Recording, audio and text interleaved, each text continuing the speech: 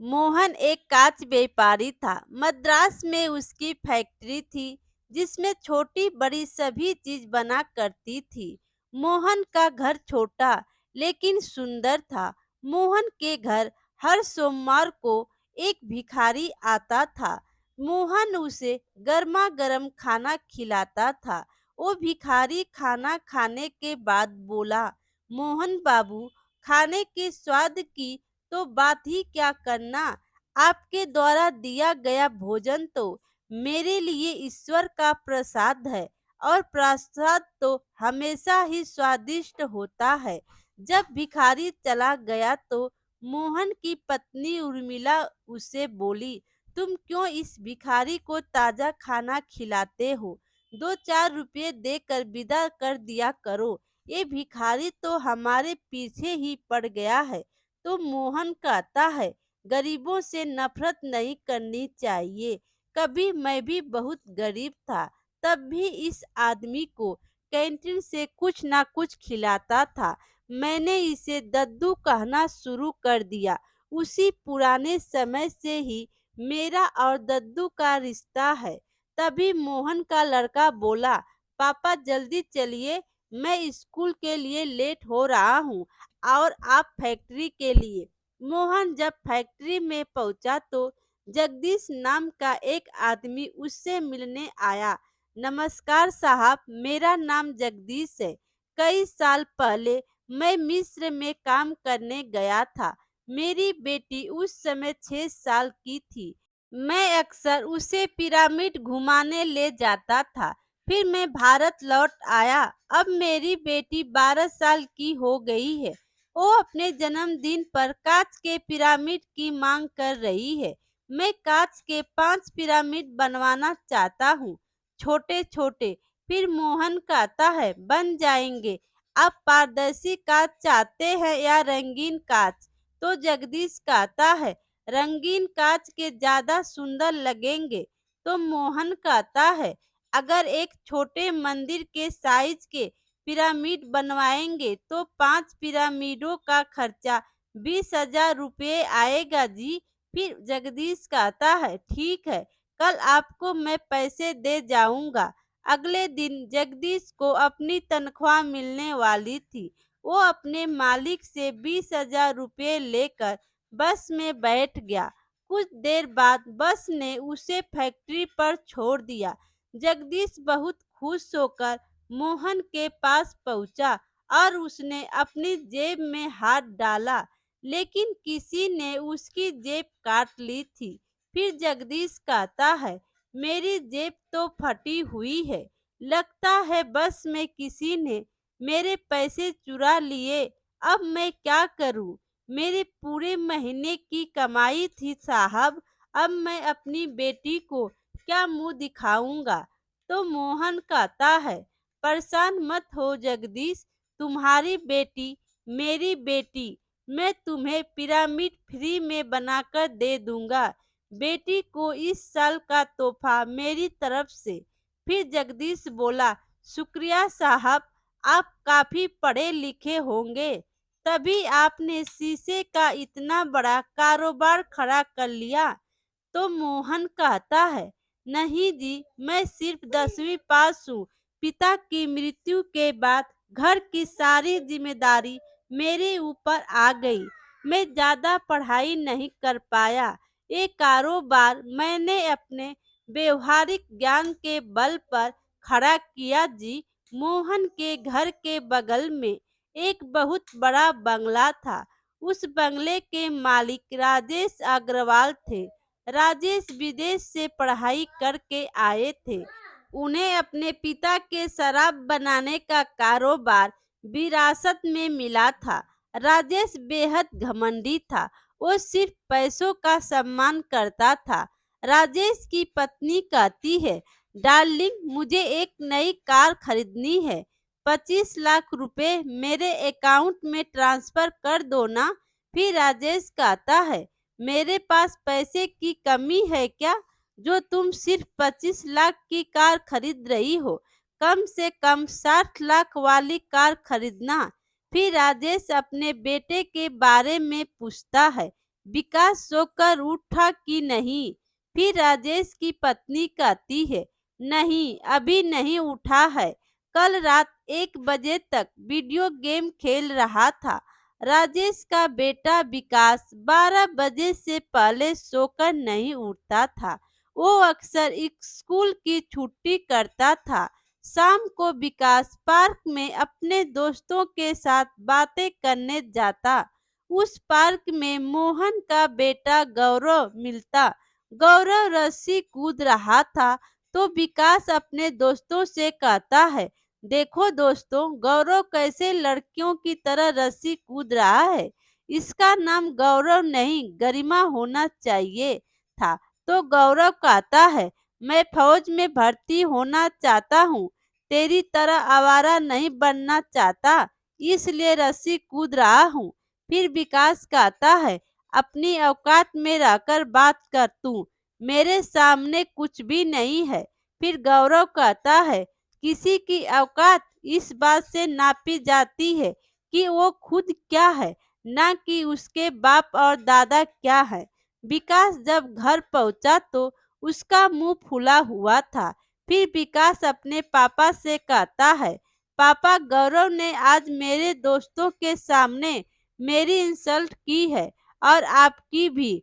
वो कह रहा था कि मेरी और आपकी कोई औकात नहीं है। फिर विकास के पापा बोले, उस गरीब की इतनी हिम्मत, हमारे बंगले के सामने उस मोहन का घर चूहे जैसा है। मुझे तो इस बात पर आश्चर्य होता है कि उसको मेरे बंगले के बगल में जमीन मिल कैसे गई। राजेश रात में मोहन के घर पहुंचा। दरवाजा खोलो मोहन, बाहर आओ, मुझे तुमसे बात करनी है। दरवाजा खोलो मोहन, बाहर आओ, मुझे तुमसे बात करनी है।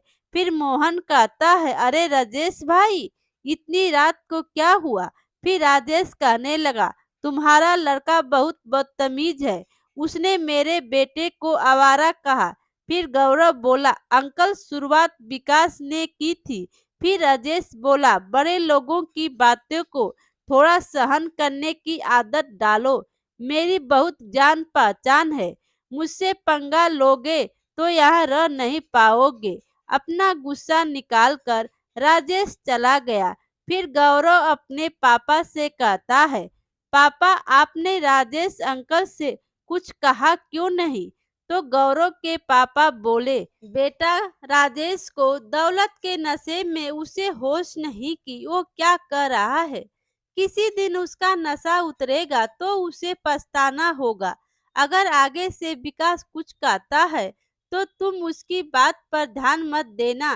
राजेश अपनी फैक्ट्री में बनने वाली शराब को ज्यादा नशीला बनाने के लिए ऑक्सीटोसिन केमिकल का प्रयोग करता था, लेकिन ऑक्सीटोसिन ज्यादा मात्रा में इस्तेमाल करने से शराब जहरीली हो जाती है। राजेश की शराब से कई लोग गंभीर रूप से बीमार हो गए, इसलिए सरकार ने उसकी फैक्ट्री को सील कर दी और उसका लाइसेंस रद्द कर दिया और राजेश पर 35 करोड़ रुपए का जुर्माना लगाया गया। घर पर राजेश की पत्नी कहती है, अब क्या होगा राजेश? अगर तुमने जुर्माना नहीं चुकाया तो सरकार हमारा बंगला, कार और बाकी सारी प्रॉपर्टी नीलाम कर देगी। राजेश कहता है, मैं ऐसा कुछ नहीं होने दूंगा।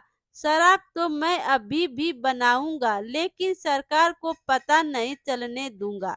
राजेश कांच की बोतलें जिस आदमी से खरीदता था, उसने राजेश को बोतल बेचने से इनकार कर दिया।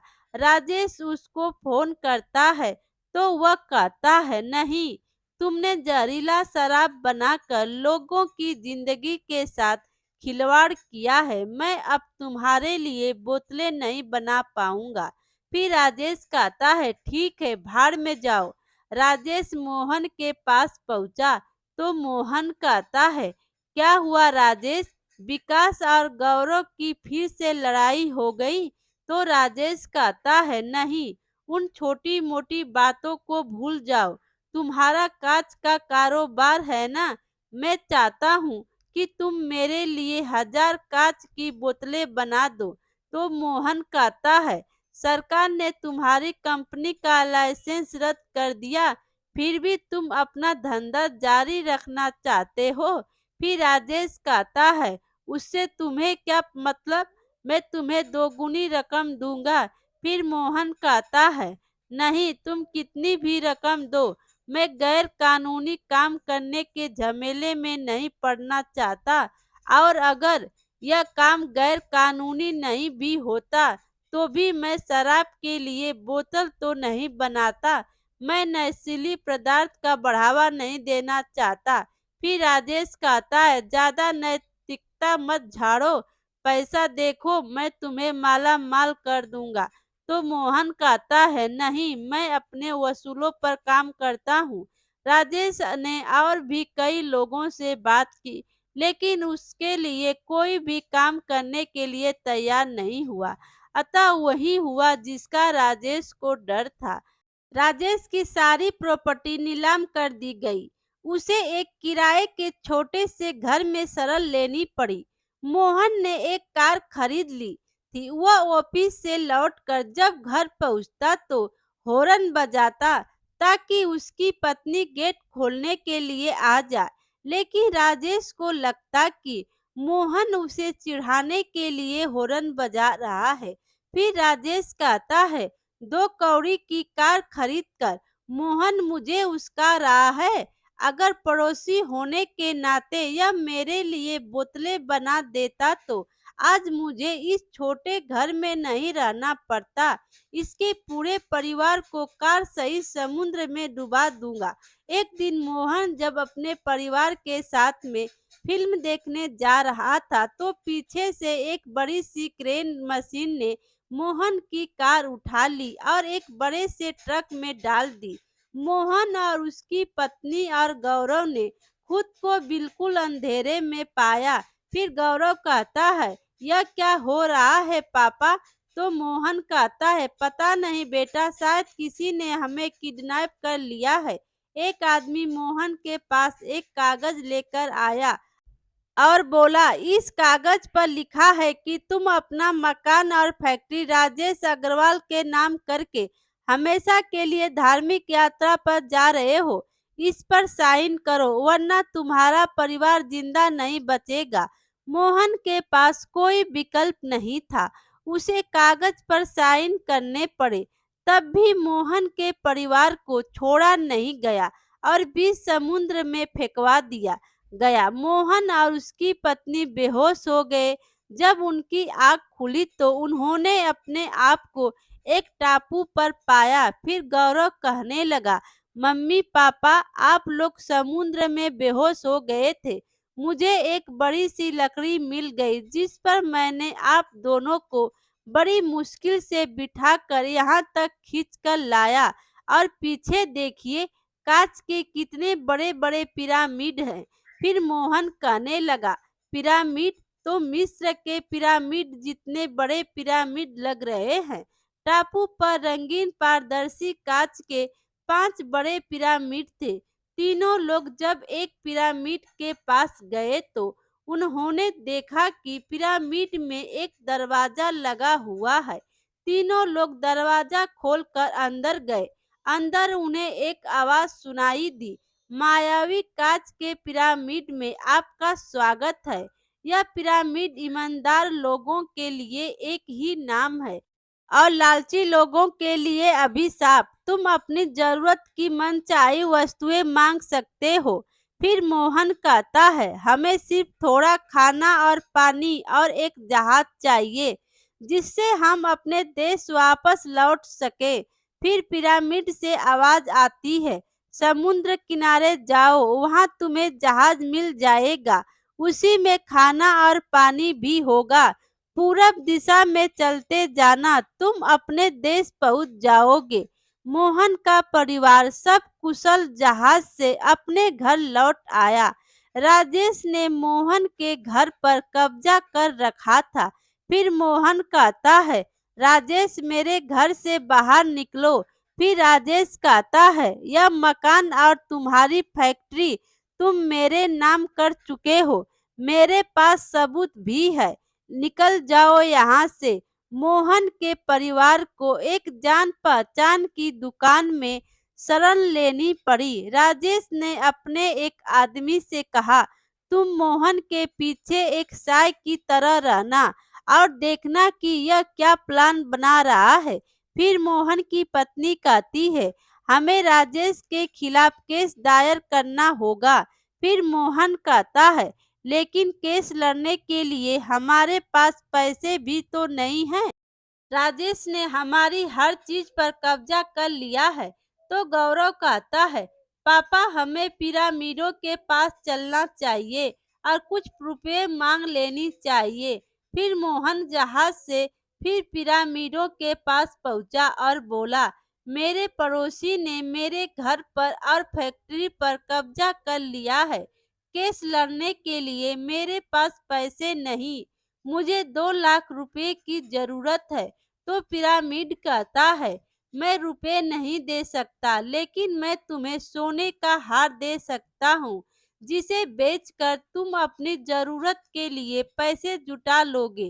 राजेश के आदमी ने यह सब देख लिया। उसने तुरंत जाकर सब कुछ राजेश को बता दिया। फिर राजेश कहने लगा, सोना देने वाला पिरामिड, फिर तो मजा ही आ जाएगा। 2 दिन बाद राजेश जहाज से उस टापू पर पहुंच गया जिस पर जादू पिरामिड थे। वो पिरामिड के अंदर जाकर बोला, मुझे 20 क्विंटल सोना चाहिए। तो पिरामिड से आवाज आई, तू बेईमान और लालची है, तुझे तेरे कर्मों की सजा मिलेगी। सर को छोड़कर राजेश का पूरा शरीर सोने का बन गया। वो पत्थर की तरह एक जगह खड़ा रह गया और कहने लगा, मुझे माफ कर दो, मैं हिल भी नहीं पा रहा हूँ। इस तरह पत्थर की तरह पूरी जिंदगी नहीं बिताना चाहता। राजेश कई दिनों तक पत्थर की तरह खड़ा रहा। उसका भूख और प्यास से बुरा हाल हो गया। फिर एक दिन मोहन पिरामिड में पहुंचा। मोहन सारा मामला समझ गया। फिर मोहन बोला, राजेश लगता है तुम्हारी लालच की वजह से तुम्हारा शरीर सोने का बन गया। फिर राजेश बोला, हाँ मुझे बचा लो मोहन, मैं इस तरह अपना जीवन नहीं गंवाना चाहता हूँ। मैं तुम्हें तुम्हारा घर और फैक्ट्री वापस लौटा दूंगा। हाँ तो मोहन कहता है, उसकी जरूरत नहीं है। मैं केस जीत गया हूँ और मुझे मेरा घर और फैक्ट्री वापस मिल गया है। मैं तो यहाँ पिरामिड को धन्यवाद देने आया था, अब मैं चलता हूँ। फिर राजेश कहता है, मैं तुम्हारे आगे हाथ जोड़ता हूँ मोहन, मुझे अकेला छोड़कर मत जाओ, मेरा भी परिवार है। तब मोहन ने पिरामिड से कहा, हे पिरामिड, राजेश को माफ कर दो। मोहन के कहने पर पिरामिड ने राजेश को माफ किया और राजेश का शरीर पहले जैसा हो गया। राजेश के रिक्वेस्ट करने पर मोहन ने अपनी फैक्ट्री में एक नौकरी दे दी और राजेश एक सामान्य जीवन बिताने लगा। मेरे प्यारे दोस्तों, कहानी अच्छी लगी हो तो लाइक कीजिए और अपने दोस्तों में शेयर कीजिए और चैनल पर नए हो तो चैनल को सब्सक्राइब कीजिए। Thank you.